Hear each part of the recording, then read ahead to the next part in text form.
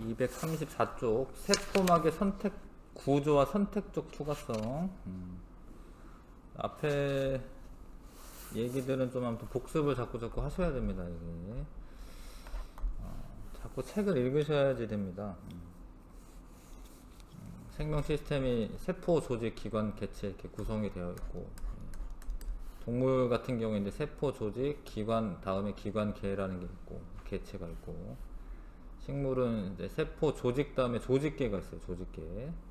그 다음에 기관, 개체가 있고. 근데 이제 세포 소기관 중에 핵이 있고요. 핵은 DNA가 들어있고, 세포를 생명활동 조절을 하는 겁니다. 뭐 컴퓨터로 치자면 뭐 CPU 같은 그런 게 핵이고요. 미토콘드리아는 에너지를 생산한다 라고 하셔야 됩니다. 에너지를 생산한다. 에너지를 생산한다. 세포 호흡이 일어나는 장소고, 엽록체는 에너지를 저장한다. 에너지를 저장한다. 에너지를 저장했다가, 이게 이제 더 엄밀하게 말하자면 미토콘드리아에서 이 세포 호흡을 통해 포도당은 화학 에너지 형태거든요. 근데 또 화학 에너지를 또 바꾸는 거야. ATP라고 하는. 근데 이 ATP는 금방 쓸 수가 있어요. ATP에는 이제 고에너지 인산결합이라는 게 있어서 ATP가 있으면은 금방 에너지를 쓸 수가 있습니다. 그래서 미리 바꿔놓는 거죠. 근데 이것도 화학 에너지 형태로 전환되는 거고, 근데 세포 호흡을 할 때 ATP도 바꾸는데 열 에너지도 나와요. 그 열 에너지는 체온을 유지한다던가 그런 데 쓰이고 있습니다. 그래서 ATP로 바꾼다라는 거 아셔야 됩니다. 미토콘드리아 이렇게 생긴 것도 알아야 되고, 그 다음에 중요한 게 이제 리보솜입니다. 리보솜. 작은 알갱이 모양이고 막으로 쌓여 있지 않고 DNA 유전 정보에 따라 단백질을 합성하는 장소이다. 단백질을 합성을 해야지 생명 활동이 이루어집니다. 그러니까 단백질이라는 게 있어야지 뭐 다른 일들도 다 이루어져요. 뭐 소화 효소도 단백질로 되어 있고, 호르몬도 단백질로 되어 있고, 세포 내 다른 소기관들도 다 단백질로 되어 있고, 그래서 단백질을 만들어야지 세포가 살아갈 수 있는 거예요. 근데 그게 리보솜에서 일어난다. 소포체는 통로죠, 통로. 세포 내 물질들이 이동하는 통로입니다. 소포체, 요게 소포체고요, 요쪽이. 소포체에서 골지체로 이동한 다음에 그 어떤 물질을 만들었을 때 골지체에서 이거는 외부로 분비하는 그런 역할을 하죠. 막으로 둘러싸여서 세포 바깥으로 내보낼 때 골지체가 이 골지 소낭이라는 걸 만들어서 주머니 같은 거죠. 이걸 분비를 합니다. 자, 그래서 요거 소포체, 골지체, 그 다음에 단백질 같은 게 분비가 된다. 에코는 특히 식물세포에서 많이 발달하는데, 성숙한 식물세포에서 거기 물이나 색소나 노폐물 이런 것들을 저장을 해요. 그래서 그런 게 이제 에코고, 세포막은 이제 전체를 둘러싸고 있는데 중요한 게 세포막은 물질의 출입을 조절한다. 세포벽은 물질을 출입을 조절하지는 않습니다. 그냥 다 왔다 갔다 하는 거고요. 전투가성망이고, 근데 이게 단단한 구조물로 되어 있죠. 식물은 세포벽이 있어야지 형태가 잘 유지가 됩니다. 동물은 세포벽이 없어도 뭐 뼈대가 있기 때문에 이렇게 형태를 유지할 수가 있는데, 식물은 특별히 뼈가 있는 건 아니잖아요. 그래서 단단한 세포벽이 있어야 된다. 그래서 이런 것들 이제 다 알고 있어야 되고, 이제 구체적으로 세포막에 대해서 오늘은 세포막, 선택적 투과성이 있다는 걸 아셔야 됩니다. 선택적 투과성. 그리고 어떤 경계가 이루어지는 거죠. 세포막이 있어야지 여기까지는 세포고 하나의 세포다 이렇게 알 수가 있죠. 세포막의 성분은 인지질과 단백질로 되어 있다. 지질의 한 종류긴 해요. 지질은 뭐 수용성은 아니고 뭐 지방 성분이랑 비슷한 거죠. 예. 그게 탄화수소로 이렇게 길게 꼬리가 있어가지고 물에 녹진 않거든요. 인지질이라고 합니다. 인지질. 머리 부분과 꼬리 부분으로 되어 있다. 머리 부분에 인산이 있어요. 인산. 여기 인산 부분은 여기는 극성이에요. 여기 인산은 극성이 있어서 요 부분만 이제 수용성이에요. 약간 물하고 친해. 친수성이 있어요. 그러니까 전체적으로는 소수성인데 여기 써 있네요. 친수성이다. 그렇죠? 인산이 극성 분자여서 물하고 친합니다. 꼬리는 지방산으로 되어 있다. 지방은 길게 탄화수소가 되어 있는 거고, 그거는 물하고 친하지 않아요. 물하고 친하지 않으면 소수성이라고 해요. 친수성은 물하고 친한 거고, 소수성은 물하고 친하지 않은 겁니다. 자, 그럼 요 세포막에서 요 애들이 인지질이야. 인지질. 인산 머리 부분이라 되어 있는데 여기 인산으로 인산. 인산도 하나의 어떤 분자야, 분자. 실제로 이렇게 머리처럼 있으려나? 이렇게 하여튼 뭐 어떤 분자입니다. 분자고, 이 꼬리는 이제 탄화수소 꼬리예요. 이렇게 지방산이라고 하는데 지방산. 이 꼬리는 지방산으로 되어 있어요. 그럼 이게 되게 신기한 일인데, 요 인지질을 그냥 뿌려, 예를 들어서 물에다가. 그러면은 세포 안이나 밖이나 다 물이 많아요. 그러니까 물하고 친한 쪽이 쭉 늘어서는 거야. 물하고 친한 쪽이 물 쪽으로 늘어서는 거야. 물하고 친한 쪽이 물 쪽에 있죠. 물하고 안 친한 쪽은 안쪽에 있지. 그래서 알아서 막이 되는 거예요. 알아서.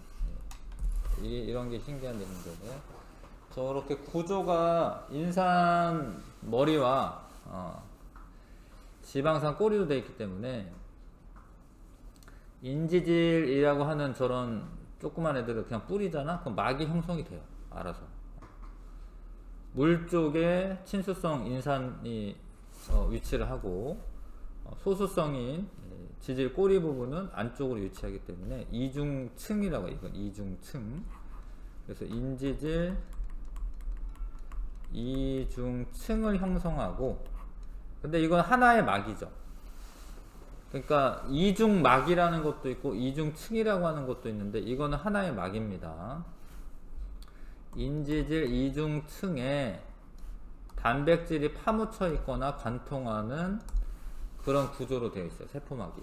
단백질이 이렇게 파묻혀 있어요. 이런 단백질은 여기를 통과를 하는 거야. 특정 물질들이 통과를 합니다. 왔다 갔다. 자, 물이 풍부한 세포 환경에서 인지질의 머리 부분은 친수성이므로 물과 접한 세포 양쪽 바깥쪽에 배열하고, 꼬리는 소수성이기 때문에 안쪽에 마주보면서 배열해서 인지질 이중층을 이룬다. 자, 단백질은 세포 외부의 신호를 받거나, 그러니까 뭐 어떤 세포 외부의 신호를 받거나, 양분을 받아들이거나 노폐물을 내보내는 등 그런 통로가 된다. 단백질. 그래서 세포막에 존재하는 단백질을 막단백질이라고도 해요. 막에 있는 단백질, 막단백질이라고도 합니다. 자, 요게 이제 세포막은 뭘로 되어 있냐? 인지질과 단백질로 되어 있고, 인지질은 인지질 이중층을 이루고, 단백질이 군데군데 박혀 있어서 이동하는 통로도 되고 어떤 신호를 받아들일 수도 있습니다. 그 단백질의 역할이 있는 거죠. 자, 그런데 이제 이거를 인지질이 유동성이 있어요. 유동성. 이런 걸 원래 유동 모자이크 구조라고 합니다. 여기 써 있네요. 유동 모자이크 구조다. 모델. 유동 모자이크 모델이다. 그러니까 이게 만약에 뭐 비닐처럼 이게 단단히 막 이렇게 얘네들끼리 다 결합을 하겠다. 이렇게. 그러면은 이게 세포가 더 이상 커질 수도 없고요. 확장될 수도 없고 이래. 근데 이거는 그냥 하나하나 이렇게 떨어져 있는 애들이야. 원래는. 근데 얘가 더 많아지면 더 커지고, 세포가 자라나면서 얘가 세포가 확장될 수가 있어요. 그리고 이 단백질이 여기에 단단히 무슨 화학 결합으로 결합이 된 게 아니에요. 그러니까 여기 박혀 있는 구조인데 얘가 왔다 갔다 해요. 얘가 필요에 따라 왔다 갔다 합니다. 뭐 왔다 갔다 할 필요는 없겠지만 하여튼 커지면서 이제 뭔가 이동을 해야 될 수 있거든요. 그래서 이게 딱 고정이 되어 있는 형태가 아닙니다. 그래서 인지질은 유동성이 있고 수평으로 이동할 수 있으며 인지질의 움직임에 따라 세포막에 있는 단백질도 움직일 수 있어요. 움직일 수 있습니다. 그래서 이런 모델을, 이런 구조를 유동 모자이크 구조다라고 해요. 유동 모자이크 구조다라고 얘기합니다. 그래서 이런 구조로 되어 있다.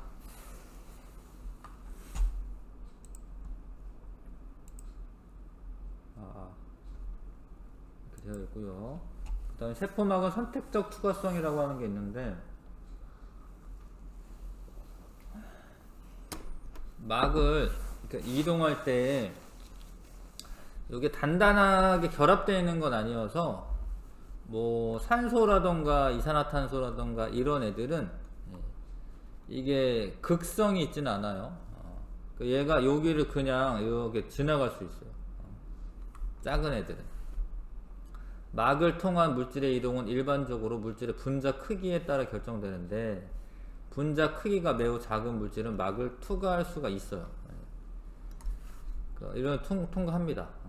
근데 얘네들은 무극성이어가지고 요 안쪽은 무극성이거든요. 안쪽은 무극성이기 때문에 극성의 애들은 통과하지 못해요. 그래서 이런 애들은 작고 무극성, 작으면서 무극성인 애들은 막을 통과할 수가 있어요. 자, 근데 크기가 크거나 어떤 물질은 잘 투과시키고 어떤 물질은 잘 투과하지 않는데 뭐 이런 걸 선택적 투과성이라고 해요. 선택적 투과성이라고 합니다. 세포막은 선택적 투과성이 있다. 세포막의 물질 투과도 분자 크기도 영향을 주고요. 요거 있죠. 지질에 대한 용해도. 지질에 대한 용해도라고 하는 거는 이제 무극성이냐. 무극성인 애가 지질에 대한 용해도가 큰 거야. 전하를 띠느냐. 이런 애는 막을 인지질 이중층을 직접 통과하지는 못해요. 전하를 띠느냐. 전하를 띠는 애들은 주로 극성이면서 극성 분자도 되고요. 아니면 이온 물질들도 됩니다. 이런 애들은 인지질 이중층을 직접 통과하지 못해요. 그래서 분자 크기가 작거나 지질에 잘 용해되며 전하를 띠지 않는 애들은 세포막을 잘 투과한다. 그러니까 인지질 이중층을 잘 통과한다.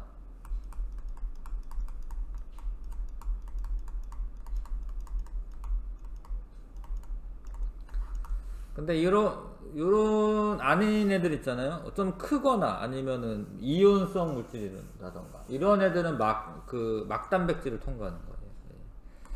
일단 인지질 이중층에 단백질이 파묻혀 있는 구조이고, 자, 물질에 따라 선택적으로 투과시키는 특성이 있으며 이를 통해 물질의 출입을 조절하여 세포 내부를 생명활동이 원활하게 일어나는 환경으로 유지를 하는 게 세포막이 해주는 일입니다. 그래서 어떻게 통과하는지 보는 거예요. 세포막을 확산 삼투 방식으로 이동한다. 여기에서는 원래 능동 수송에 대해서 나오지는 않고, 뭐 그건 이제 생물 원정도 배워야 되고요. 세포막을 통해서 확산되거나, 삼투 현상은 이제 물이 통과하는 거고, 확산은 그 용질들이 통과하는 거거든요. 일단 확산부터 보면, 분자가 스스로 운동하여 고농도에서 저농도 쪽으로 퍼져나가는 거, 그거를 확산이라고 합니다. 잉크 떨어뜨리면 고농도에서 저농도로 퍼져나갑니다. 이걸 확산이라고 하죠. 근데 이거는 뭐 자연스러운 일이야. 이거는 에너지가 드는 일이 아니에요. 확산은 에너지가 드는 일이 아닙니다. 이거는 뭐 우주에서 당연히 일어나는 일이에요. 이게 무질서도가 증가하는 쪽으로 우주는 이제 진행이 되거든요. 자, 그래서 고농도에서 저농도로 퍼지는 게 확산인데,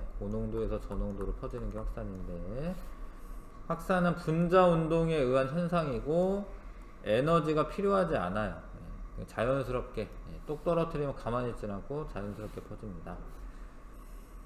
이런 게 이제 능동 수송과의 차이점인데, 나중에 능동 수송을 배울 때는 에너지가 필요해요. ATP가 필요한데 지금 이건 필요하지 않아.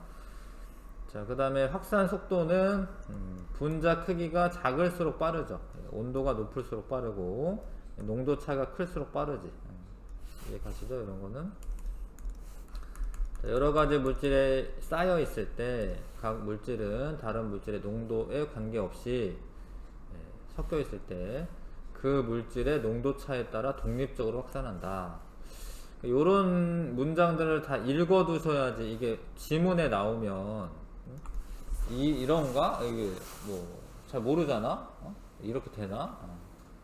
근데 이게 독립적으로 확산하는 게 맞아요. 각 물질들은 독립적으로 확산한다. 알아두시고, 세포막을 통한 확산, 농도 차에 의해 확산되기 때문에 만약에 이렇게 지나갈 때 지금 폐포고 요거는 이제 모세혈관이죠. 폐포는 사실 몸 바깥쪽이라 생각하셔도 되거든요. 폐포고 모세혈관이야. 이게 이제 왔어요. 온몸을 돌고 왔어요. 그럼 이산화탄소가, 여기가 이산화탄소가 고농도야. 근데 폐포에 있는 그 공기는 이산화탄소 농도가 적어요.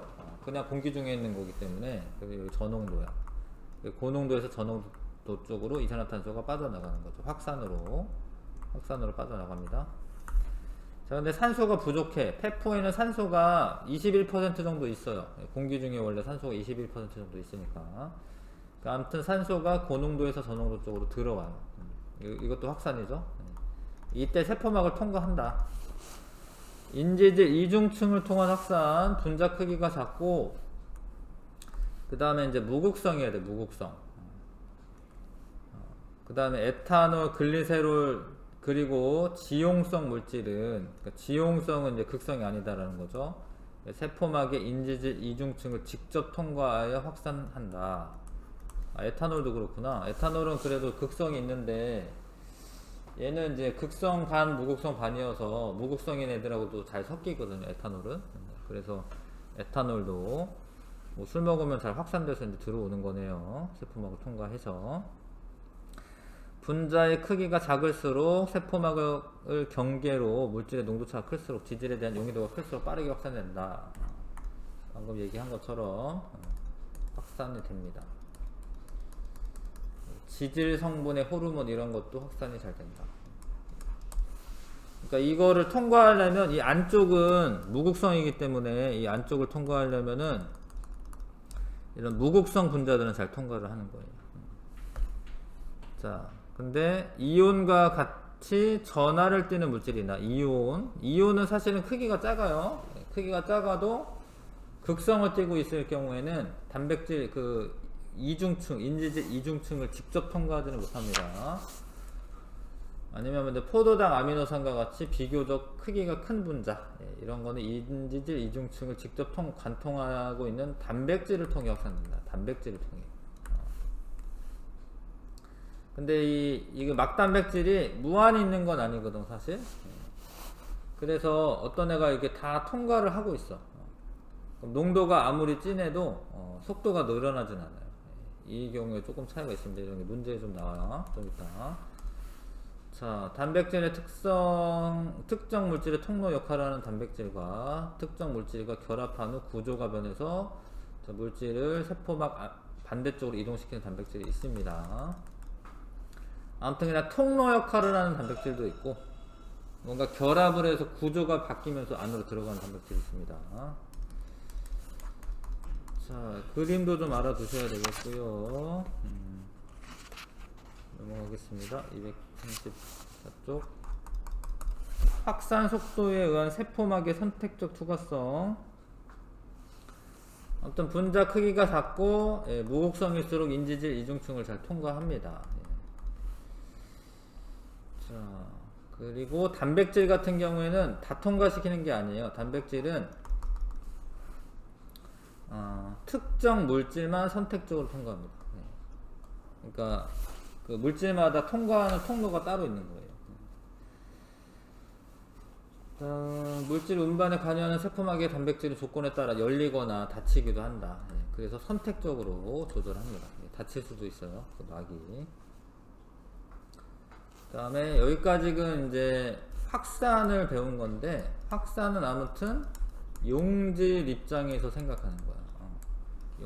용질의 확산을 배운 거, 용질. 근데 삼투는 물이 이동하는 거야, 물. 삼투는 물이 이동하는 겁니다. 물이 어떻게 이동하냐면, 확산은 고농도에서 저농도로 갔어요.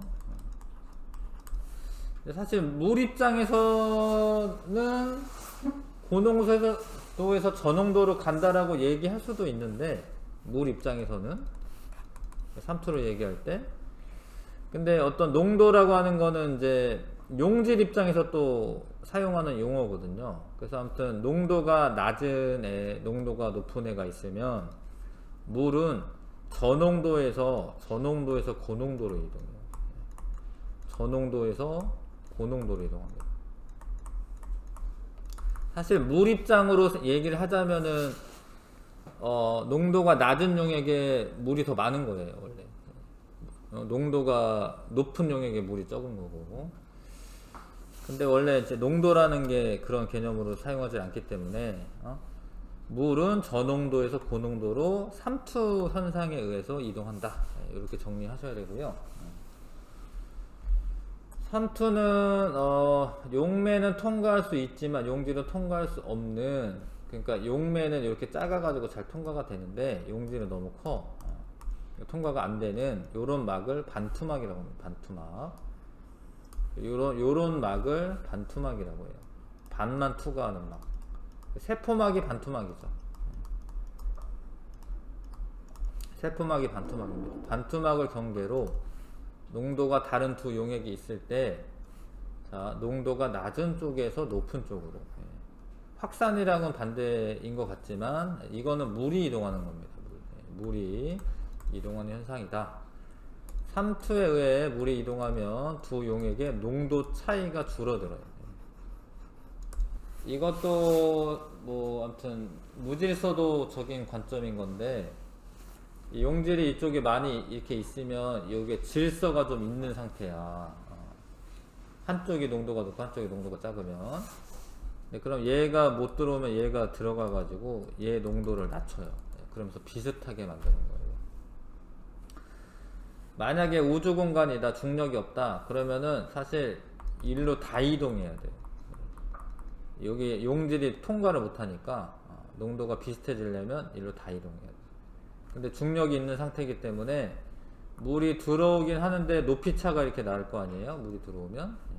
그럼 요거가 누르는 힘이 생겨요. 압력 있죠. 그 압력만큼 얘가 들어오는 거기 때문에 요 높이 차이만큼이 삼투압이라고 하는 걸로 측정이 돼. 삼투압이라고, 삼투압. 자, 아무튼 어느 정도 들어오면은 이제 농도 차가 나더라도 더 이상 이동은 못 해요. 왜냐면 이거는 이제 삼투압이 그 정도이기 때문에.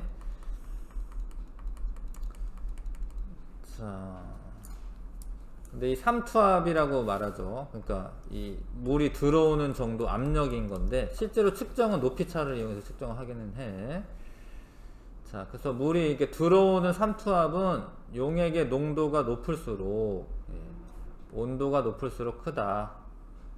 삼투압은 용액의 농도가 높을수록 크다. 온도가 높을수록 크다. 자, 배추에 소금을 이제 뿌려요. 근데 배추도 이제 세포로 되어 있을 텐데, 그 내부에 어떤 물질들이 있죠. 배추 내부에. 근데 바깥에 소금을 뿌리면은 바깥이 훨씬 더 고농도가 되는 거예요. 여기보다. 세포보다. 그러면 물이 저농도에서 고농도 쪽으로 빠져나가기 때문에 숨을 죽인다라고 표현을 하지. 그러니까 배추가 원래 물이 꽉 차 있으면 땡땡해요. 아삭아삭하고. 근데 소금 뿌려 놓으면은 배추로 이제 흐물흐물한 김치 같은 거 만드는 거야. 흐물흐물하게. 물을 빼가지고. 물론 이제 사실 염장하는 것도 있죠. 오랫동안 보관해야 되니까 소금물로 이제 그 소금물에 담가 놓거나 이러면은 이제 세포 같은 게 못 살거든요. 세포도 삼투압 때문에, 삼투 현상 때문에 자기 수분을 뺏기고 죽어요. 그래서 고농도의 물질들은 되게 유통기간 길어요. 예를 들어서 뭐 잼이나 뭐 이런 거는 유통기간 한 몇 년 될걸? 그런 거 세포 못 살아요. 워낙 고농도의 설탕이기 때문에. 그래서 저장 기간을 높이려면 이제 이렇게 염장을 하는 거죠. 뭐 고등어나 이런 것도 소금을 뿌려 놓는다던가 뭐 이런 거긴 해. 아무튼 삼투 현상으로 물을 빼요. 그거를 숨을 죽인다라고 얘기하고 삼투 현상으로 물이 빠져나오는 겁니다. 건포도를 물에 담가 두면 건포도가 부푼다. 이거는 좀 반대인데 그냥 물에 담가 놓은 거죠. 소금물이 아니라. 그러면 건포도 안이 고농도야. 여기 저농도. 저농도에서 고농도로 물이 들어가니까 건포도가 부풀지. 그렇죠? 생선에 소금을 절여 놓으면 상하지 않는데, 근데 이거는 생선에 뭐 물을 빼려고 하는 게 아니고 세균에 물을 빼려고 하는 거야. 세균이 거기에서 번식하려고 하는데 고농도니까 세균도 세포잖아요. 그러니까 여기 세균 세포가 저농도고 밖이 고농도다. 물이 빠져나가. 그럼 얘가 못 살아요. 세균을 죽이는 거죠. 염장하는 건 세균을 죽이는 겁니다. 자, 이런 게 다 삼투 현상이고, 자, 적혈구죠, 적혈구. 적혈구가 원래 우리 체액의 농도 조절이 되게 중요하다라고 얘기하는데, 체액의 농도가 바깥의 농도랑 적혈구의 농도가 똑같으면 들어오는 거랑 나가는 거랑 똑같아. 근데 이게 아무런 이동이 없다가 아니에요. 들어오고 나가는 게 똑같아. 그래서 이제 적혈구 모양이 변화가 없는데, 만약에 세포 안의 농도가 세포 안보다 농도가 낮은 용액에 저장액이라고 얘기하는데, 저장액에 집어 넣으면 세포 안이 고농도잖아요. 밖이 저농도잖아요. 그럼 물이 들어와요. 근데 이게 많이 들어오고 조금 빠져나가는 거야. 물은 왔다 갔다 하기 때문에 이래. 그래서 많이 들어오고 조금 빠져나가는 거야. 그러면 얘가 빵빵해지다가 나중에 터져. 그럴 수도 있어요. 그러니까 물 너무 많이 먹으면 안 돼. 우리 몸이 술 같은 거는 되게 많이 드세요. 뭐 어른들은 술 잘 드시는 분들은 엄청 많이 먹거든. 몇 병 먹고 막 이래. 근데 물만 몇 병 못 먹어요. 물만 몇 병 먹으면은 이게 몸이 받아들여지지가 않아요. 이렇게 조절이 안 돼요. 그래서 물은 그렇게 막 몇 병을 먹을 수는 없어. 근데 술은 되더라고요. 선생님은 술을 안 먹지만. 자, 아무튼 이러다가 터져요. 터질 수도 있습니다. 세포가. 용혈 현상이라고 하는데, 저농도 용액에서 물이 들어와서 세포가 팽창하다가 터지는 걸 말해. 근데 고농도 용액에 넣으면 밖이 고농도잖아요. 안이 저농도고 물이 많이 빠져나오고 조금 들어가고. 그럼 쭈글쭈글해서 적혈구가.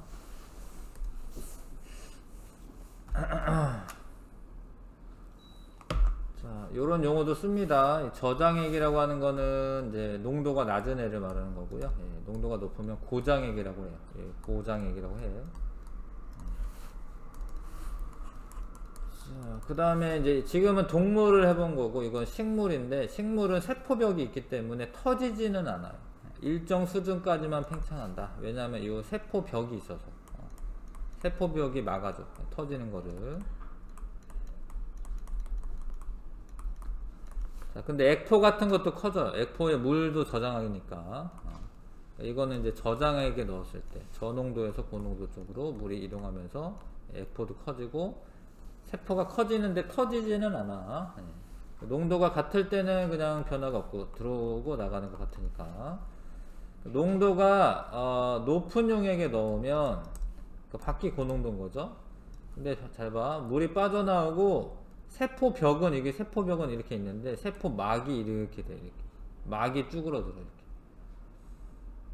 액포도 쭈그러들고, 액포 크기가 작아졌죠. 액포. 이 세포막과 세포벽이 분리가 일어나. 그런 거 이제 세포 같은 거 관찰하다 보면은, 현미경으로 보다 보면 그런 거 보여요. 이런 거를 원형질 분리라고도 합니다. 책이 좀 바뀌면서 요런 용어들이 이제 좀 빠졌는데 예전 책은 원형질 분리라고 해요. 이런 거. 세포막과 세포벽의 분리가 일어난다. 뭐 그런 차이점이 있습니다. 동물 세포는 터질 수도 있는데 식물은 터지지는 않고 쭈그러들 때 식물 같은 경우에는 원형질 분리가 일어납니다. 채소가 시들었는데 물에 담궈 놓으면 잘 살아나요. 왜냐하면 지금 그냥 물에 담가야죠. 소금물이 아니라 물이 들어와서 채소가 다시 탱탱해집니다. 식물도 화초 같은 거 물 안 주면 푹 죽어 있는데 물 주면 다시 물이 들어가가지고 탱탱하게 살아나죠. 자, 요런 물의 이동은 삼투입니다. 물의 이동은 삼투입니다. 물 분자는 크기가 매우 작아 인지질 이중층을 직접 통과할 수 있지만, 그러니까 통과한다라는 말이 아니라 크기가 작은데 안쪽에 소수성 부분을 통과해야 하므로 이동 속도가 느린 편이다. 그러니까 있지만 좀 느린 편이다. 있지만 왜냐하면 이 안쪽은 소수성 부분이어서 물하고 별로 안 친하거든요. 그래서 크기가 작아서 통과는 하는데 요기 때문에 좀 느리다. 자, 어떤 세포는 세포막에 물 분자를 이동시키는 단백질이 있어 물을 빠르게 다량으로 확산할 수 있다.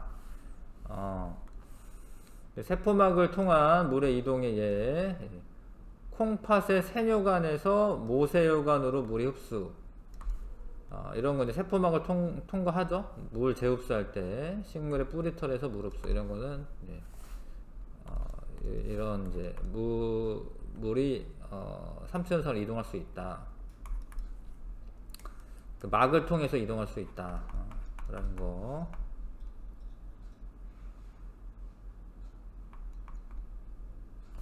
자, 콩팥에서 물이 재흡수할 때 삼투 현상으로 재흡수가 되고요. 이것도 이제 식물 뿌리에서도 삼투 현상으로 재흡수가 되고, 물의 이동은 삼투 현상으로 일어나는 거고요. 그 다음에 세포의 생명활동과 세포막의 역할. 그러니까 어떤 막이 있는데 세포에게 필요한 물질이 산소, 포도당 이런 게 있잖아요. 이런 건 이제 받아들이고, 자, 여기서 이제 에너지 만들고 나온 노폐물이라고 보시면 되겠는데, 물이나 이산화탄소, 남는 물이죠. 남는 물에 이산화탄소를 바깥으로 내보냅니다. 들어와서 미토콘드리아에서 그런 일이 벌어집니다. 산소와 포도당으로 에너지를 만드는데 이게 ATP라고 하는 형태로 만든다라는 거고요. 물론 여기 열 에너지도 나오긴 합니다. 물과 이산화탄소는 노폐물로 나오고. 근데 이게 막을 통해서 이제 왔다 갔다 출입을 조절한다라는 겁니다. 자, 그래서 키포인트 확산은 분자가 스스로 운동해서 고농도에서 저농도로. 에너지는 필요 없다. 세포막을 통한 확산. 기체 분자는 지용성 물질, 지용성은 이제 지금 O2나 CO2 같은 애들, 그런 거는 인지질 이중층을 통해 확산되고, 전하를 띤 물질, 이온 같은 거나 이온이나 극성 분자들 뭐 이런 애들은 포도당, 아미노산, 이건 커서 그렇죠. 이런 애들은 단백질을 통해 확산된다. 세포막을 통한 물의 이동, 이건 삼투라고 보시면 되겠는데 저농도에서 고농도로 삼투 현상이 일어난다. 삼투 현상. 자, 세포의 생명활동과 세포막의 역할. 출입을 조절하고 세포 내부의 환경이 생명활동에 적합하게 유지되도록 해주는 게 이제 세포막의 역할이 되겠습니다. 자, 그래서 이제 요거 이제 실험을 하자면 농도차를 준 거죠. 10%, 20% 증류수. 증류수는 이제 순수한 물만 있는 거야. 근데 이 양파 안에 물질들이 있어요. 양파 안에 농도가 어느 정도 농도가 있어요. 근데 지금 보니까 10% 정도 설탕물의 농도랑 비슷하네. 그래서 세포 크기가 변화가 없지만, 근데 증류수에 넣어. 증류수는 밖이 저농도가 아니 고농도죠. 물은 저농도에서 고농도로 삼투가 일어나는 겁니다. 물이 많이 들어와서 얘가 빵빵해진 거예요. 빵빵해진 거. 이거랑 비교해 보시면 좀 빵빵해졌잖아요. 근데 고농도야, 밖이 고농도야. 그러면 저농도에서 고농도로 물이 빠져나가요. 그러면 크기가 작아지는데 세포벽 있죠. 세포벽은 남아있어요. 이렇게. 그래서 이거를 원형질 분리라고 합니다. 세포막과 세포벽이 분리가 일어나죠. 이해 가실 것 같고, 확인 문제 한번 풀어봐 주세요.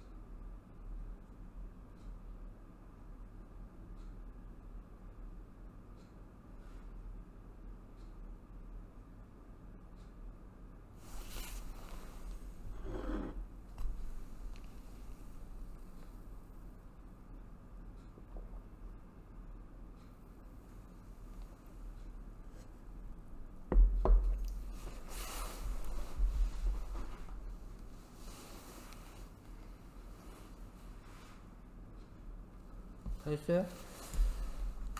했어? 옳지 않은 거 3개.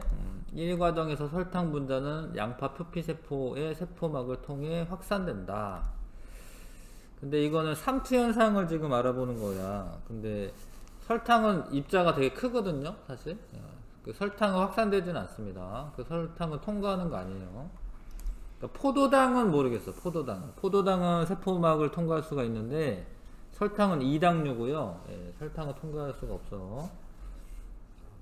그 다음에 20% 자, 설탕 용액에 넣은 양파 표피 세포 안으로 다량의 물이 들어온다. 나가죠. 고농도가 이제 바깥쪽이 고농도이기 때문에. 자, 이에서 양파 표피 세포 부피 변화는 물의 이동으로 나타나는 게 맞고요. 자, 양파 표피 세포의 부피는 증류수에 넣은 것이 가장 작다. 아니죠. 증류수에 넣었을 때 가장 빵빵해졌으니까 안으로 물이 들어와서. 자, 그래서 요거는 이제 20%에 넣었을 때 세포막과 세포벽이 분리가 된다. 맞아요. 물은 저농도에서 고농도로 갑니다. 용질은 고농도에서 저농도로 확산되지만 물은 저농도에서 고농도로 삼투가 일어난다. 자, 달걀 껍데기를 제거한 이런 거는 이제 식초 같은 데다가 한 일주일 넣어 놓으면 제거가 돼요. 이거 선생님 저 냉장고에도 있긴 한데 실험하다 보니까 요런 애를, 자, 이거 껍데기 제거할 수 있습니다.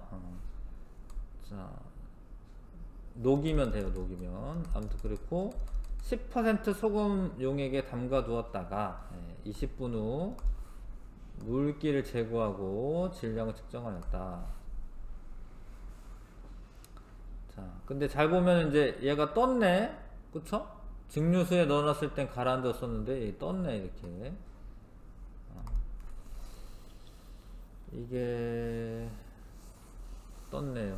아, 여기 봐야 되는구나. 증류수는 달걀 내부의 농도가 낮고요. 10% 소금 용액은 달걀 내부보다 농도가 높다. 지금은 이제 아직 실험하기 전에 그냥 넣어놨나 보다. 하여튼 떠 있는 거는 이제 얘가 밀도차가 나서 일단 떠 있는 거고요. 자, 아무튼 증류수와 10% 소금 용액에 담가둔 달걀의 나중 질량은 각각 처음 질량과 비교하여 어떻게 되냐? 증류수에 담가 놓으면 물이 들어오거든요, 안으로. 증류수에 담가 놓은 애는 질량이 증가할 것이고 10% 소금물에 담가 놓으면 내부 농도보다 높으니까 물이 빠져나가겠죠. 물이 빠져나가니까 얘는 질량 감소할 것이다. 자, 질량 변화가 생긴 이유를 설명하시오. 달걀의 이 막은 반투막이고요. 이게 반투막 사이에서 물은 저농도에서 고농도로 이동하는 삼투 현상이 있기 때문이다. 물이라고 해야 되나? 물이 저농도에서 고농도로 이동하는 삼투 현상 때문이다. 이렇게 쓰면 될 것 같습니다. 이렇게 쓰면 되고요.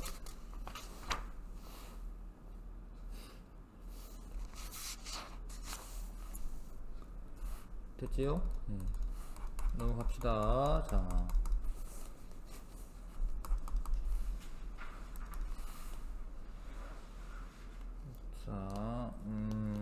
그러니까 요런 애는 이제 통과할 수 있는 애들입니다. 그런 애들은 고농도에서 저농도로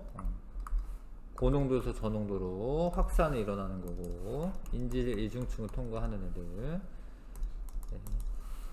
이런 용질 입자들이 이렇게 통과를 못하기 때문에 물이 들어와요. 물이 이렇게. 근데 지금 여기도 있긴 하네요. 있긴 한데 여기는 이제 저농도인 거고 여기는 고농도인 거죠. 자, 그래서 이렇게 물이 들어오는 삼투 현상이 있고, 그게 이제 이 들어오는 그 압력하고 이 물이 누른 압력이 똑같아지면 이제 더 이상 이동이 없거든요. 그때 그 이 압력 차를 삼투압이라고 하는 거고. 자, 요런 게 이제 문제 나오면 조금 어려운 문제인데, 단순 확산은 인지질 이중층을 통과하는 게 단순 확산이에요. 근데 막단백질이 있어. 근데 그거를 이제 통과를 잘 시켜주는 막단백질인 거죠. 그런 거에 의한 확산은 촉진 확산이라고 해요. 근데 자, 원래 농도 차가 크면 확산이 더 잘 된다라고 배웠어, 그쵸? 농도 차가 크면 확산이 잘 된다. 단순 확산은 확산이 쭉 잘 되는데, 촉진 확산은 어느 정도까지는 잘 되고 그 다음부터는 잘 안 늘어나요. 근데 왜 그러냐면 여기 이상이 되면 통과할 수 있는 단백질이 이미 다 쓰여지고 있는 거야.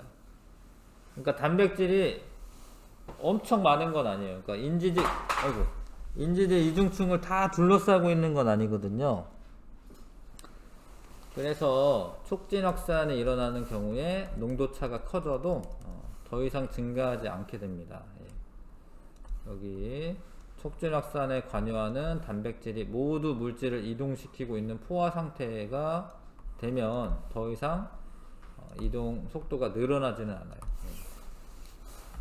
줄 서는 거죠. 어디 뭐 에버랜드 입장해야 돼. 막 줄을 서게 되면 그 입구가 막히면은 더 이상 늘어나지는 않게 되는 거죠. 그래서 요 차이 아셔야 됩니다. 요거는 단순 확산, 인지질 이중층을 통한 확산. 이거는 이제 막을 통한 확산이다. 세포막의 선택적 추가성은 농도 차이에 따른 확산으로만 나타날까? 근데 확산 말고 능동 수송이 있어요. 그거는 이제 에너지를 쓰면서 통과시키는 거고, 그러면 이런 게 가능해. 그러니까 저농도에서 고농도로 들어가지. 이거는 이런 건 이제 능동 수송이라고 하는 거지. 이런 건 에너지를 쓰면서 확산시킵니다. 확산이 아니죠. 이동시킵니다. 그런 것도 있습니다. 나트륨이나 칼륨 같은 경우에 이런 능동 수송이 일어나야 합니다. 이거는 이제 생명과학 시간에 이제 능동 수송하는 거는 배웁니다. 자, 그래서 242, 243쪽 문제 한번 풀어봐 주시고.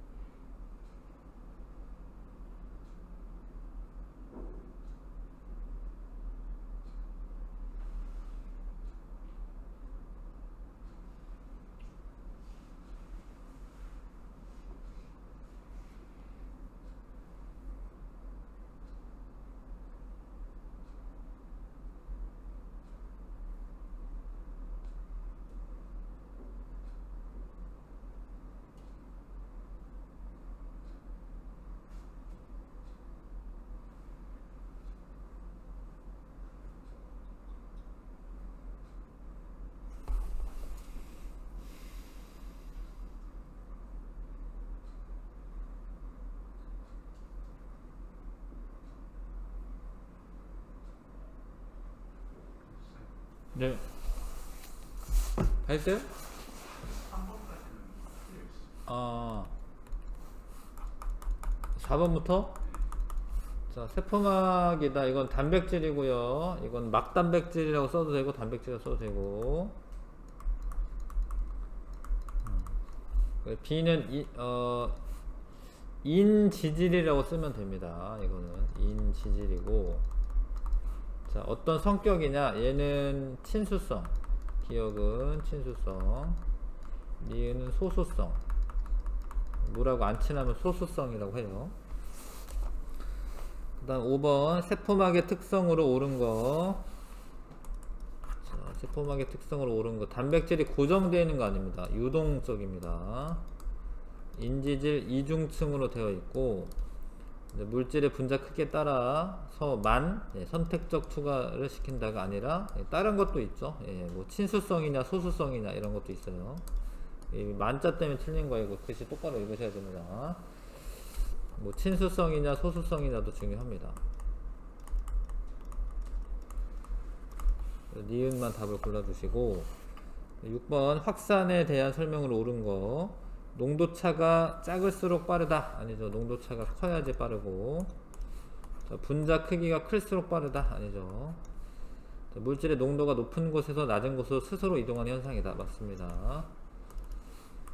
자, A가 세포막을 통과하는 이동 방식이다. 자, 고농도에서 저농도로 가네요. 그러면 이제 삼투고요. 삼투가 아니라 확산이고 확산. 이동 방식을 쓰라고 되어 있네요. 확산되는 애들. 포도당은 너무 크고요. 이산화탄소나 산소. 나트륨 이온은 작기는 한데 얘는 극성이기 때문에 안 되고, 얘는 너무 커서 안 되고.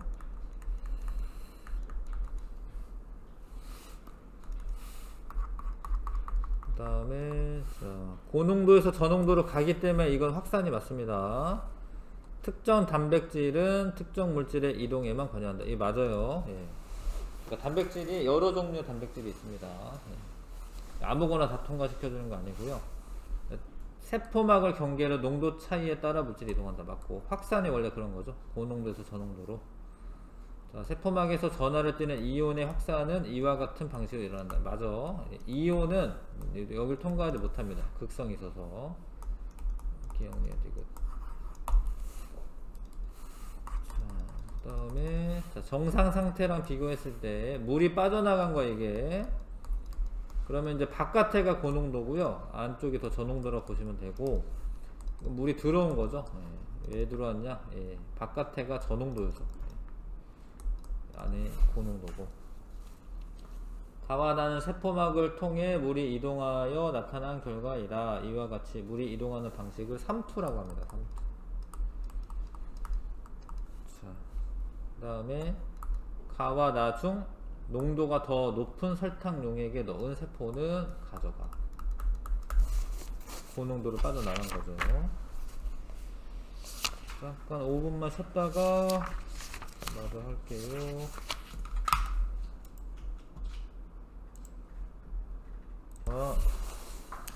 물질 대사를 돕는 생체 촉매. 세포 내에서 물질 대사가 일어나야지 여러가지 뭐 단백질도 합성할 수가 있고, 그 다음에 뭐 영양분이나 이런 거 분해해서 에너지도 얻을 수가 있습니다.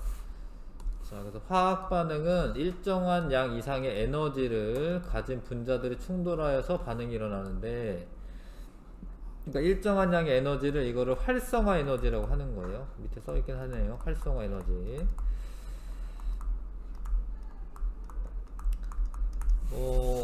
연소 반응이 일어나려면은 그 발화점 이상의 온도가 돼야지 연소가 일어난다, 이런 거 배운 적 있잖아요. 그러니까 원래 산소랑 종이랑 있으면 타는데, 근데 25도씨에서 안 타죠. 그러니까 왜냐면 에너지가 작아서 그렇습니다. 그러니까 이 에너지가 좀 세게 꽝 부딪혀야죠. 에너지를 가지고. 그래서 원래 반응물이 가지고 있는 에너지가 있고 생성물이 가지고 있는 에너지가 있어. 원래 물질마다 다 에너지가 있어요. 화학 물질마다. 근데 반응이 일어나려면 이 활성화 에너지를 이렇게 넘어가야 돼요. 이렇게 넘어가야 돼요. 넘어가면 이제 생성물이 되면서 이 반응의 경우는 생성물이 더 에너지가 낮기 때문에 요만큼이 열이 바깥으로 나오죠. 이거는 이제 발열 반응입니다. 자, 아무튼 발열 반응이 일어난다 하더라도 활성화 에너지만큼의 에너지는 줘야 되는 거예요. 근데 촉매는 이 에너지를 변화를 시켜요. 그러니까 원래는 이만큼이 필요한데 촉매가 있으면 요만큼만 필요해, 에너지가. 그럼 빨리빨리 진행이 되는 거예요. 자, 그래서 화학 반응은 원자 간의 결합이 끊어진 후 다시 새로운 결합을 형성하면서 어떤 물질들을, 이제 새로운 물질들을 만들어 나가는 건데, 그때 활성화 에너지, 화학 반응이 일어나기 위한 최소한의 에너지가 필요하다. 활성화 에너지가 작으면, 그러니까 요게 작으면 반응이 빨리 일어나죠. 금방금방 가니까. 반응 속도가 빠르고 활성화 에너지가 크면 반응 속도가 느립니다. 반응물과 생성물의 에너지 차이를 반응열이라고 한다. 이건 반응열이라고 해요. 이거는 반응열이라고 하고, 이거는 활성화 에너지라고 하고. 자, 반응열의 크기는 촉매랑 상관이 없어요. 반응열은 그냥 생성물과 반응물의 에너지 차이이기 때문에 촉매랑은 상관이 없고, 촉매는 활성화 에너지만 관여를 해요. 이 반응물과 생성물 자체를 바꾸는 게 아니기 때문에 촉매는 활성화 에너지만 관여를 합니다. 근데 보통은 우리는 촉매는 이제 아무 말 없이 촉매라고 얘기하면 정촉매를 이야기해요. 정촉매라고 하는 건 활성화 에너지를 낮추는 거예요. 아무 말 없이 이제 촉매를 썼다 이러면은 이제 보통은 이제 정촉매를 의미합니다. 반응 속도를 빠르게 해주죠. 근데 때에 따라서 부촉매가 쓰일 때도 있어요. 부촉매는 반응 속도를 느리게 하는 거예요. 이거는 느리게 하고요. 정촉매를 사용하면 빠르게 합니다. 자, 근데 촉매는 산업 현장에서도 쓰이고 여러 가지 화학 반응 속도를 이제 조절할 때 쓰이고요. 일반적으로 정촉매는 반응 속도를 빠르게 하여 시간을 절약하기 위해 이용하고, 부촉매는 반응 속도를 느리게 합니다. 그 상태를 오랫동안 지속시키기 위해서 사용합니다. 그러니까 시중에 그 과산화수소라고 이제 소독약 파는데 거기 안에 사실은 부촉매가 들어가 있어요. 원래는. 왜냐면 거기에 녹아있는 산소가 빠져나오면 안 되기 때문에 우리가 사용하기 전까지는 이제 산소가 빠져나오지 않게 분해가 안 되게 부촉매를 넣어 놓습니다. 근데 그 과산화수소를 이제 상처 부위에다 이렇게 바르면 뭐가 뽀글뽀글 막 올라와, 산소가. 근데 그 산소가 세균을 산화시켜서 죽이는 거고요. 근데 우리 혈액 안에 카탈레이스라고 어떤 소화 효소, 그 분해 효소가 있어요. 촉매가 있어요. 그래서 이제 반응 속도가 빨라지기 때문에 산소가 발생하는 건데, 이런 얘기는 뒤에 또 나올 거고. 자, 활성화 에너지는 화학 반응이 일어나기 위한 최소한의 에너지이다. 활성화 에너지가 작으면 반응 속도가 빠르다. 활성화 에너지가 크면 반응 속도가 느리다. 촉매는 활성화 에너지를 변화를 시켜서 반응 속도를 조절하는 게 촉매입니다. 자, 물질 대사와 생체 촉매. 우리 몸 안에 생체 촉매가 있다라는 거. 생체 촉매가 있어요. 생체 촉매를 효소라고 부릅니다. 효소라고 불러. 물질 대사는 앞에서도 배운 적 있죠. 이렇게 작은 애들을 큰 애들로 만드는 동화작용이 일어날 수가 있고요. 큰 애를 작게 분해하는 것을 이화작용이라고 하고, 동화작용이 일어난다라는 거, 이렇게 이 결합을 시킨다라는 거거든요. 이런 식으로 결합을 하려면 에너지가 필요해요. 그러니까 에너지가 필요합니다. 흡수가 일어납니다. 그러니까 작은 애가 큰 애가 되려면, 자, 반응물이 생성물이 될 때 에너지가 높아져. 요건 이제 동화작용은 이렇게, 동화작용은 이렇게 일어나고요.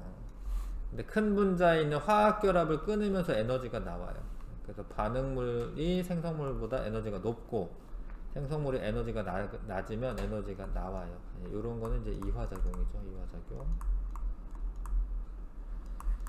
근데 이런 것도 뭐가 필요하냐, 이렇게 활성화 에너지가 필요하다는 거예요. 이렇게 활성화 에너지가. 활성화 에너지가 필요합니다. 이렇게. 활성화 에너지가 필요합니다. 자, 근데 이 활성화 에너지를 원래 활성화 에너지는 크기 때문에 뭐 예를 들어서 포도당 같은 경우에도 공기 중에서 연소를 시키려면 400도씨 이상의 에너지가 필요해. 이게 활성화 에너지가 400도씨는 돼야 된다 이 소리야. 근데 우리가 밥 먹으면 소화가 되고 막 세포 호흡도 일어나잖아요. 네. 근데 우리 체내는 온도가 한 37도 정도밖에 안 돼. 근데도 일어난다는 거죠. 원래는 400도가 돼야 되는데. 근데 그게 왜 가능하냐? 생체 내에 그 효소라고 부르는 생체 촉매가 있어서, 활성화 에너지를 낮추기 때문에, 물질 대사에 관여하는 효소가 있어서 활성화 에너지를 낮추니까 저온에서도 분해 반응이 일어나는 거예요. 효소가 없으면 이제 저렇게 우리가 뭐 밥을 먹는다라고 해서 이렇게 에너지가 만들어지고 이러는 건 아닙니다. 분해 효소가 있어야 되고, 그것도 있고, 이 낮은 온도에서도 반응이 가능하다라는 거. 두 번째, 얘는 이제 생체 촉매가 이제 필요하다. 얘는 없어도 된다. 근데 생명체 밖에서는 한꺼번에 반응이 일어나. 한꺼번에. 그러니까 뭘 태우면은 불이 확 나. 그러면서 에너지가 잔뜩 나와. 근데 이렇게 에너지 잔뜩 나온다라고 좋은 게 아니죠. 사람 같은 경우에 뭐 이렇게 에너지 잔뜩 나오면 이제 뭐 밥 먹었는데 타 죽을 수도 있겠죠. 자, 근데 생체 내에서는 단계별로 이렇게 끊어서 나타나요. 이렇게. 단계적으로 일어나고 에너지가 소량씩 방출된다. 요거 쓰고 요거 쓰고 요거 쓰고 요거 쓰고 이러면 쓰면 됩니다. 요거는 이제 생체 내에서는 이렇게 일어납니다.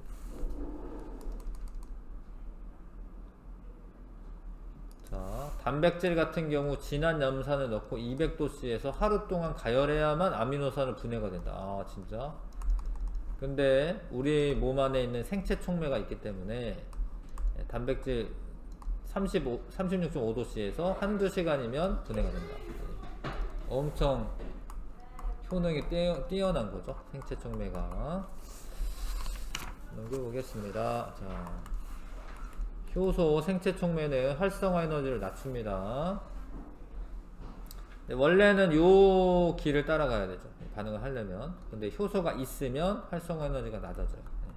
그래서 반응이 빨리빨리 진행된다.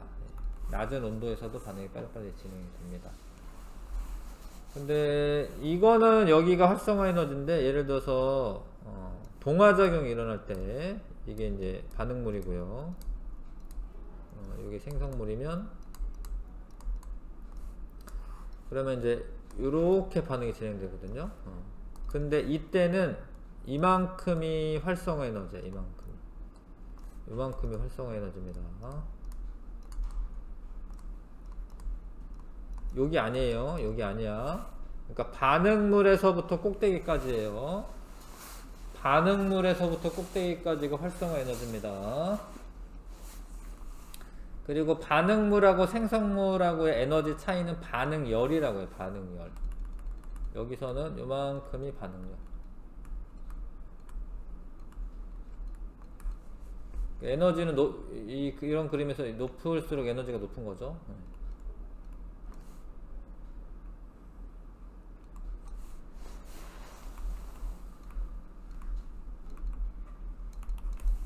자꾸 한번 이렇게 그려 보시면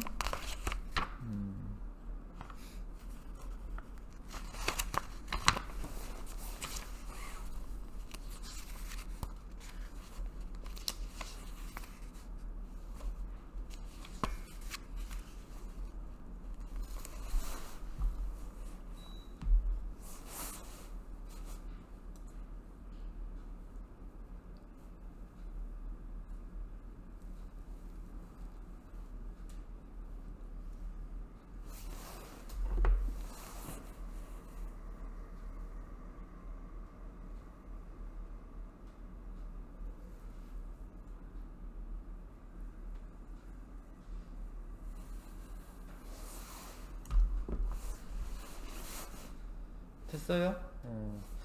자, 효소의 기능은 활성화 에너지를 감소시켜서 정촉매로 작용하는 거죠. 물질 대사 반응 속도를 증가시키는 거고, 효소의 주성분은 단백질로 되어 있습니다. 근데 이 단백질이라는 게 이렇게 모양이 있어, 모양. 특정 모양이 있어요, 이렇게. 근데 이 효소가 이 반응물하고 잘 이렇게 결합을 할 수 있는 모양이 있어요. 근데 이거를 유지를 해야 돼. 근데 체내 온도가 높아지잖아. 그럼 이게 유지가 안 돼요. 단백질이 풀어져 가지고 활성화 부위가 변형이 되거든요. 자, 그래서 이제 체온 조절이 중요한 건데, 자, 아무튼 입체 구조를 가지고 있습니다. 그리고 단백질은 이제 이 반응물과 결합할 수 있는 특정 부위가 있습니다. 효소의 작용 원리. 효소는 특정 반응물과 결합하여 활성화 에너지를 낮춤으로써 반응을 촉진한다. 자, 효소와 반응물이 결합하여 반응이 일어난 후 효소는 생성물과 분리되기 때문에 새로운 반응물과 다시 결합할 수가 있다. 그러니까 재사용이 가능하다. 이런 거 다 문장을 읽어 두셔야 됩니다. 자, 그러니까 이런 반응물, 이런 반응물이 있어요. 근데 얘는 맞지를 않잖아, 이게. 얘는 못해요. 특정 반응물하고만 반응합니다. 이런 거는 이제 기질특이성이라고, 기질특이성. 기질은 반응물이랑 비슷한 얘기예요. 반응물을 기질이라고 해. 특정 반응물하고만 효소가 결합을 해서 그 분해 반응이나 뭐 어떤 뭐 결합 반응이나 이런 거 할 수가 있어요. 자, 그래서 기질 특이성이 있고, 반응을 한 다음에 이렇게, 지금은 분해 반응이죠. 생성물이 되고 난 다음에 얘는 떨어져서 나가. 그러면 다시 또 와서 또 반응하면 돼요. 재사용 가능하다. 자, 기질 특이성이 있다라는 거. 얘는 못한다. 얘는 하고. 그래서 예를 들어서 아밀레이스라고 하는 녹말 분해 효소가 있어. 그러면 녹말만 분해하는 거예요. 단백질은 결합이 안 돼요. 단백질은 결합 반응 못합니다. 현재 형 영어로 아마 모를 수 있대요. 네. 영어 알아서 공부하고. 네, 알겠습니다. 자, 그 다음에 효소는 재사용 가능하다. 우리 몸에서 발견되는 효소의 종류는 2,700여 가지. 그거 엄청 많은 건데. 예. 근데 양은 많지 않다. 양은 많지 않다. 예. 종류는 이렇게 많지만 그거는 재사용이 가능하기 때문이다. 예. 종류가 2,700여 가지 단백질이 지금 우리 효소가 우리 몸을 이제 잘 똑바로 이제 화학 반응이 일어나도록 도와주고 있습니다. 효소와 생명 현상. 생명체에서 효소가 없으면 이제 뭐 할 수 있는 게 없어요. 응? 생명체가 뭐 400도씨 이상의 뭐 온도를 막 높이는 건 아니기 때문에. 자, 영양소 소화, 효소가 도와주고요. 뭐 아밀레이스, 뭐 펩신, 뭐 이런 것들 다 소화 효소고. 생장. 근데 이제 이런 건 분해 반응만 하는 게 아니라 효소가 단백질 같은 것들을 만드는 반응도 하기 때문에 생장이 일어날 때 단백질을 만드는 그때도 효소가 필요하고, 혈액응고가 일어날 때도 효소가 있어야 됩니다. 그래서 이제 그 혈액들이 잘 엉겨붙게끔 혈액응고할 때도 효소가 필요하고, 해독작용, 독성 물질이 들어왔을 때 그걸 분해를 하는 효소가 있어야 됩니다. 특히 간에서는 암모니아를 이제 독성이 약한 요소로 전환할 수가 있죠. 해독작용도 할 수가 있다. 생체 내에서 일어나는 모든 물질 대사는 생체 촉매가 가능합니다. 생체 촉매가 없으면 뭐 못 살죠. 효소의 작용 원리. 기질 특이성이 있고 활성화 에너지를 낮춰서 반응을 촉진시키는 역할을 한다. 효소의 특성, 기질 특이성이 있고, 그 다음에 재사용 가능하다. 다시 사용하다. 다시 반응할 수 있다. 효소는 영양소의 소화, 생장, 혈액응고, 해독작용 등 다양한 반응에 관여한다. 자, 근데 이제 세포 내에서만 일어나는 게 아니라 세포 밖에서도 일어나요. 그러니까 뭐 발효식품 같은 거 만들 때 그 소화 효소를 이용합니다. 발효식품 같은 거 만들 때 그러니까 생명체 밖에서도 쓸 수 있어요. 예, 식혜 같은 거 만들 때 아밀레이스를 이용해서 엿기름에 들어있는 아밀레이스를 이용해서 녹말을 엿당으로 분해해서 단맛이 나는 식혜를 만든다. 그러니까 이거 밥알을 가지고 식혜 만들거든요. 밥알을 분해해서 엿당을 만들어. 그러면 단맛이 나. 신기하죠. 연육제, 배나 키위 안에 들어있는 단백질 분해 효소로 고기를 연하게 만든다. 이게 생명체 내에서 일어나는 게 아니라 그냥 그 그릇 안에서 일어나잖아. 그러니까 생명체 밖에서도 일어날 수가 있어. 의학 분야에서도 이용된다. 요 검사지 뭐 이런 오줌 이게 소변이네요. 소변을 이용해서 이제 검사하는 거. 혈당량 측정기, 소화제 뭐 이런 것들 소화 효소 이런 거 사용되고 있고요.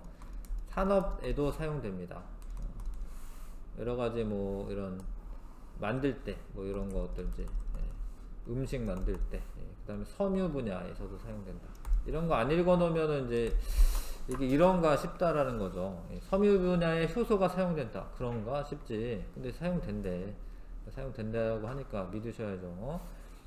화장품이나 뭐 효소 치약, 효소 세제 이런 것들도 이런 거는 이제 주로 이제 화학 약품을 좀 덜 쓰려고 하는 거죠. 그 생체 효소를 이용해서 여러 가지 뭐 세제나 아니면 치약이나 이런 것들 만들 수가 있고요. 환경 보호를 위해서도 이런 거 사용하는 게 더 좋죠. 자, 그래서 생명공학 분야에서 DNA 같은 거를 조합할 때도 효소가 필요해요. DNA를 잘랐다가 붙였다 할 때도 효소가 필요하고, 이건 이제 DNA 자르거나 연결하는 소화 효소가 필요합니다. 이런 거 발견한 사람들은 막 노벨상 탑니다. 뭐 DNA를 어느 특정 부분 자르는 뭐 단백 효소를 발견했다. 이러면 막 노벨상 줘요. 환경 분야에서도 사용된다. 에너지 분야에서도 효소를 이용해서 바이오 에탄올과 같은 바이오 연료를 만드는 데 사용됩니다. 어떤 식물 같은 거 기른 다음에 그거 분해해 가지고 에탄올을 만들어요. 에탄올은 불에 잘 타니까 연료로 쓸 수가 있거든요. 그런 것도 효소가 이용이 되는 겁니다. 앞에서 했던 거니까 뭐 치약 이런 데도 효소 이용된다 알고 있어야 돼. 세제 이런 거, 화장품 이런 거, 생활용품에도 효소가 이용된다. 이런 거 안 읽어두면 잘 모릅니다.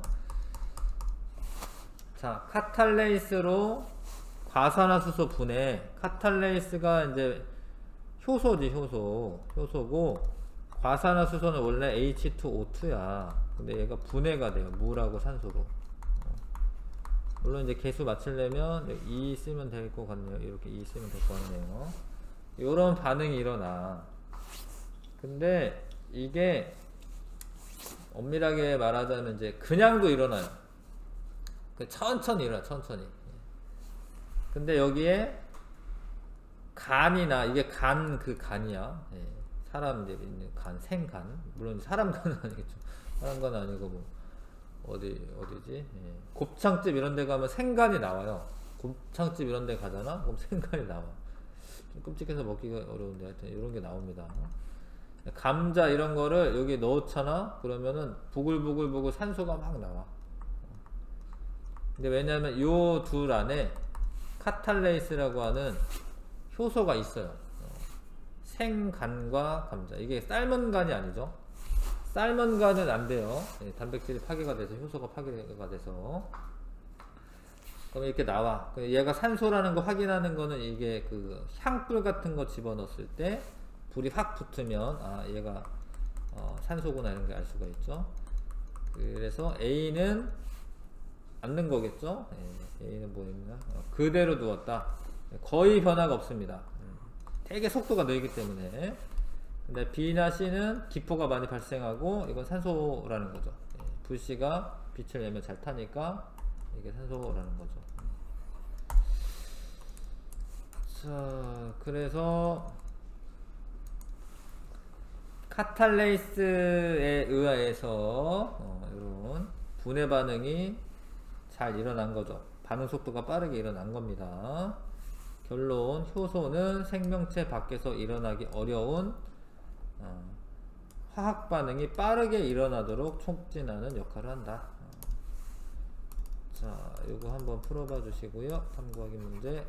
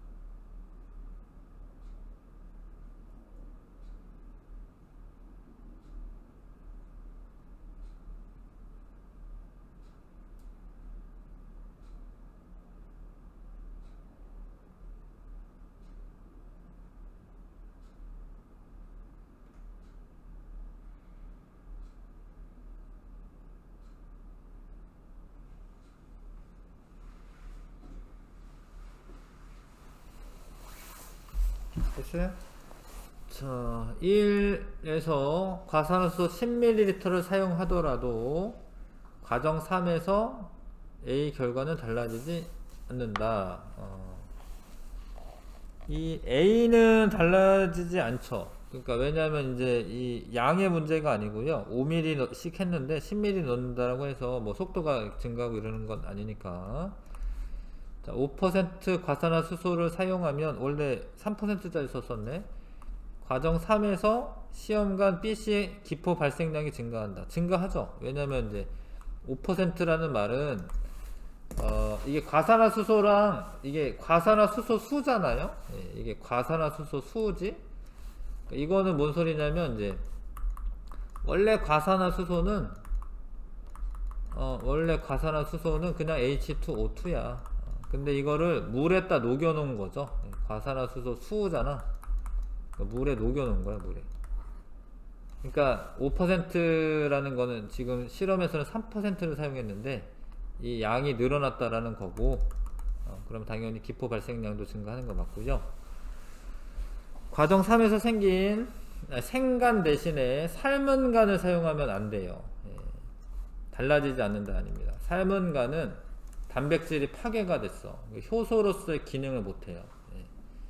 삶은 간을 사용하는 건 아니고, 예, 감자조각 대신 감자즙을 사용해도 된다. 이거는 맞죠. 감자즙이라고 해서 뭐 감자 형태가 유지돼야 되는 건 아니기 때문에.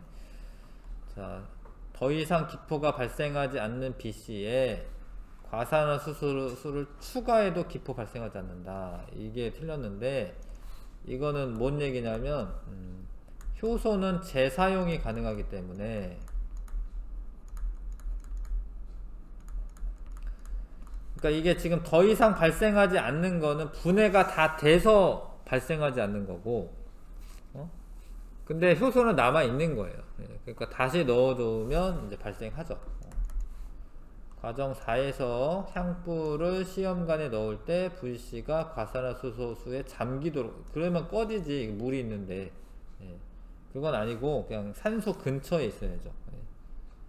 과산화수소 수에 잠기면 안 되죠. 물이 있잖아. 그럼 꺼지죠. 실험할 때는 막 무턱대고 하는 건 아니고 산소가 많은 곳에다가 불을 붙이면 되겠습니다. 3, 5, 6이고요. 자, A, B의 3%, 이건 5% 20ml. 얘는 5%네요. A, B는 3%. 자, 그 다음에 뭐 했어요? B, C에만 감자즙을 넣었다. 여기 감자즙을 넣습니다. 그러면 얘는 거의 발생하지 않아요. 가장 먼저 풍선이 부푸는 것은 C입니다. 이거는 이제 효소가 있고 과산화수소수의 농도가 진하기 때문에 발생량이 많죠.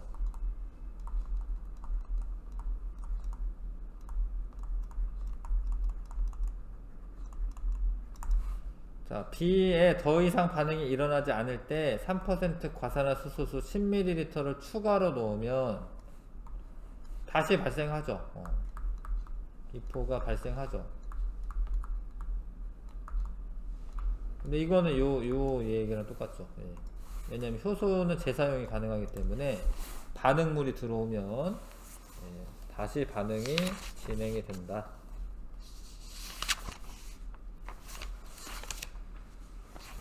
자, 그 다음에 효소와 활성화 에너지. 효소는 원래는 이렇게, 이건 이제 분자 구조를 나타낸 거거든요. 이런 식으로 생겼어요. 진짜로. 이거는 이제 실제로 그래픽화 한 거고, 얘가 효소랑 기질이랑, 이걸 기질이라고 하죠. 복합체가 되면 활성화 에너지가 떨어지는 거예요. 그래서 반응이 잘 진행되게 한다. 연소는 온도가 높고, 이제 세포 호흡은 온도가 낮은 데서 진행되고요.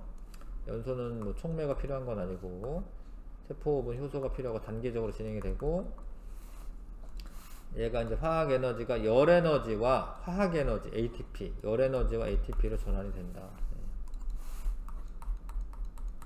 근데 왜 그렇게 많은 종류의 효소가 필요하냐? 왜냐하면 다 그 기질 특이성이 있기 때문에 다 따로따로 있는 거죠.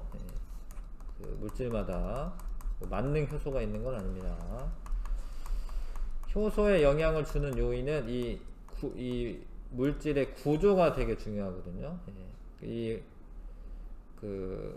활성 부위가 변형이 되면 안 돼요. 근데 단백질은 변형될 수 있어요. 왜냐하면 가열을 하게 되면 변형이 됩니다. 그래서 온도 유지가 중요하죠. 온도 유지가. 그래서 안 아프려면 온도가 일정하게 유지가 돼야 되는 거예요. 사람이 안 아프려면. 열이 나면 아픈 이유가 있어요. 효소들이 작용을 못 하는 거예요. 열이 나면 이제 죽을 수도 있는 게 그런 겁니다. 그래서 36.5도가 최적의 온도고, 근데 이제 40도가 넘어가면은 이제 반응 속도 급격히 떨어지면서 몸의 기능이 다 마비가 되는 거예요. 그래서 뭐 죽을 수도 있고, 그 다음에 pH는 이제 산성 정도인데, 산성도. 산성 정도에 따라서도 펩신 같은 경우에는 이게 위 안에 들어있는 그런 단백질 소화 효소잖아요. 근데 위에 위산이 나오기 때문에 pH가 낮아. 산성이야, 산성. 산성에서 잘 반응을 하는 애야, 얘는. 산성에서. 아밀레이스는 거의 중성이네요. 7이니까. 트립신은, 이거는 이자액이 들어있는 건데, 이자액은 약염기야, 약염기. 근데 왜 그러냐면 위에서 그 산성인 성분들이 소장으로 넘어올 때 이자액이랑 약간 중화 반응을 해야 돼요. 안 그러면 큰일 나기 때문에. 그래서 이자액이 염기성이야. 그래서 트립신은 이자액이 들어있는데, 트립신도 원래 단백질 소화 효소죠. 이거는 이제 약한 염기에서 잘 작용을 하는 겁니다. pH가 7일 때가 중성이고, 그래서 pH에 의해서도 효소의 활성 정도가 달라집니다. 자, 252, 253 문제 풀어보시고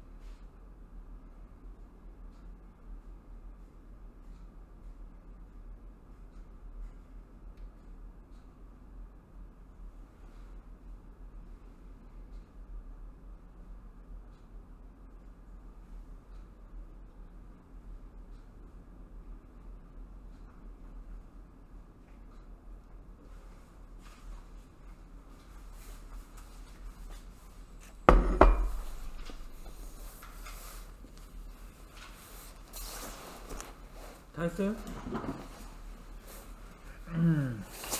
화학 반응이 일어나기 위해 필요한 최소의 에너지, 활성화 에너지라고 하는 거고,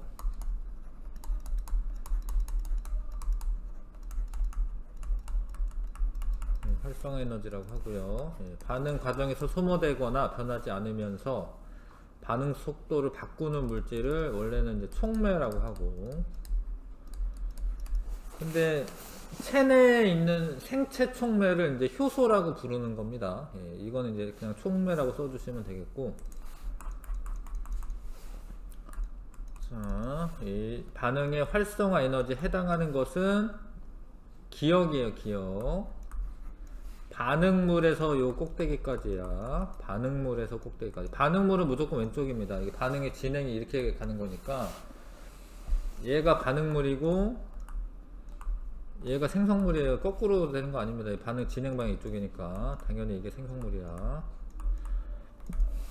근데 이제 요거는 이제 요 에너지 차이를 반응열이라고 하고, 여기는 요만큼 에너지가 이제 방출되는 발열 반응인 거죠, 지금.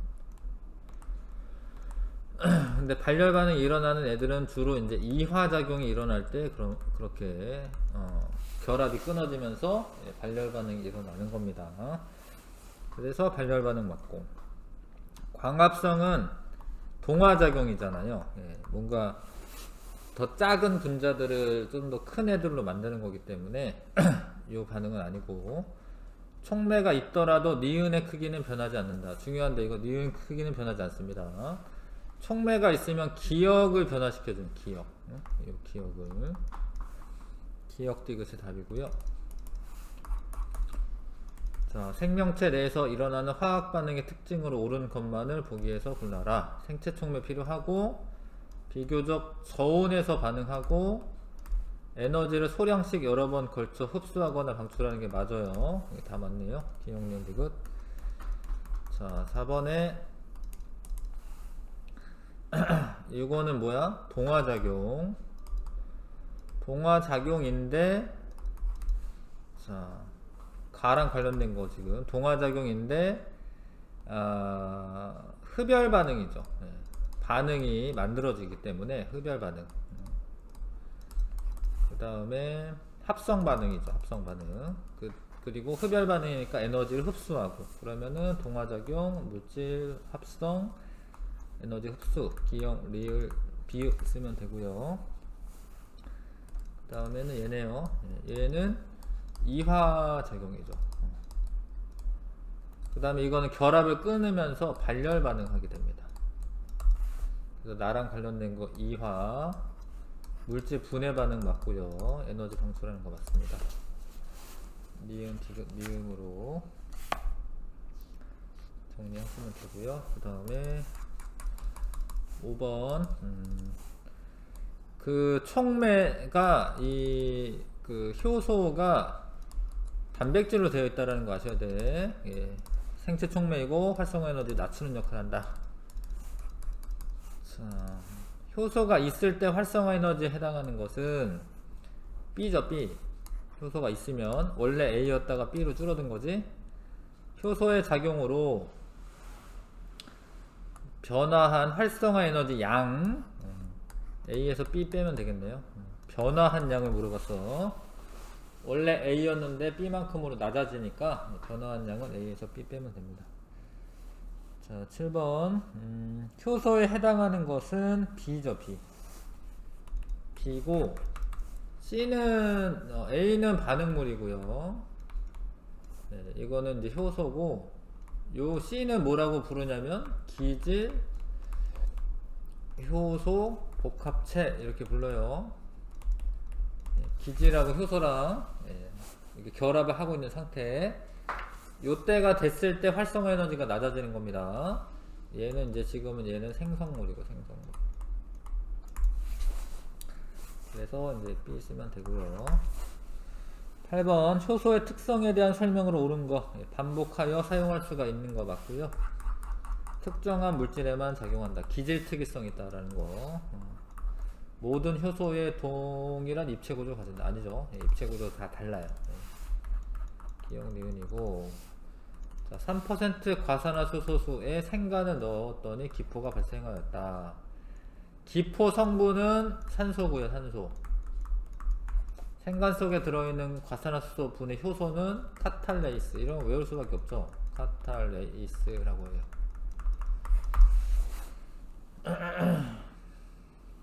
효소가 관여하는 생명 현상으로 옳은 거, 근육 단백질을 합성한다. 이런 거 다 효소가 하는 거다. 간에서 암모니아를 요소로 전환한다. 맞다. 이것도 엿당을 분해한다. 이거 다 효소가 하는 일이야. 다 효소가 하는 일이에요. 11번 산업 분야에서 효소를 사용하는 것의 장점으로 옳은 것만을 보기에서 골라라.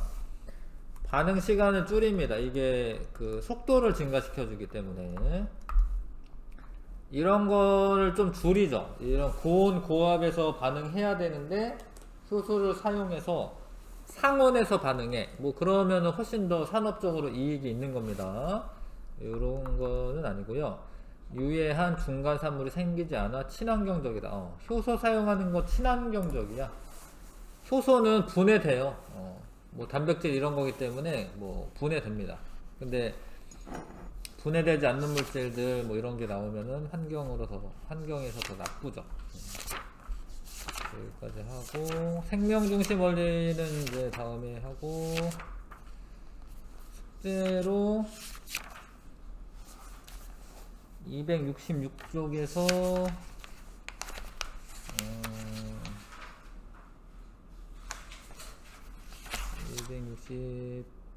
272쪽까지 숙제는 266쪽에서 272쪽에 29번까지요. 이거 숙제를 꼭 해와주시고요. 다음 주에 다 끝내면 되긴 하는데, 이제 뭐 수능형 문제 이런 것 좀 어려운 것들도 있어서 좀 오래 걸릴 수도 있겠네. 좀 최대한 다 끝내고,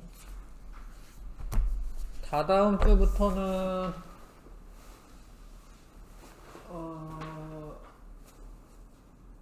아무튼 개념 완성이라고 하는 걸로 할 거예요.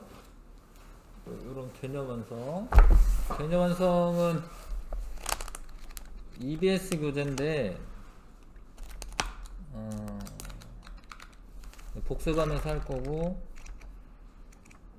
그러니까 지금 학원에 일주일에 2시간밖에 안 오잖아요. 근데 EBS 교재는 이게 다 영상이 있어요, 사실. 그래서 휴대폰이나 이런 걸로 통해서도 자기가 공부하고 싶으면 언제든 공부할 수 있어. 그리고 문제풀이 영상도 다 있어요. 이 번호마다, 문제마다 번호가 있는데, 이거 번호 EBS 앱 간 다음에 거기다 입력만 하면은 그 영상만 딱 나와.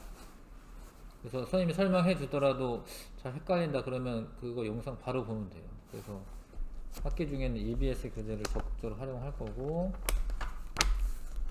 뭐 우리가 뭐 몇 시간 잡는 게 아니기 때문에 자기 스스로 노력할 필요 있어. 됐습니다. 수고했습니다.